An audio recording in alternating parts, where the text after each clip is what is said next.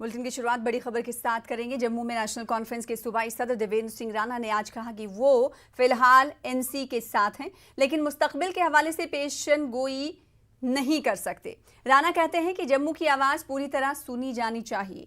देवेंद्र सिंह राणा के मुताबिक वो जम्मू डिक्लेरेशन के हामी हैं। राणा जम्मू में न्यूज़ 18 उर्दू के नुमाइंदे से बात कर रहे थे। याद रहे कि ऐसी अफवाहें हैं कि देवेंद्र सिंह राणा एनसी से इस्तीफा देकर आने वाले दिनों में बीजेपी में शामिल हो सकते हैं। इस वक्त भी जम्मू नेशनल कॉन्फ्रेंस का संभागीय प्रधान हूँ।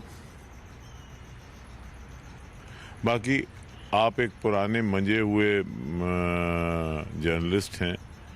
आपको और मुझे शोभा नहीं देता कि हम कै सराइयों पे बयानबाजी करें।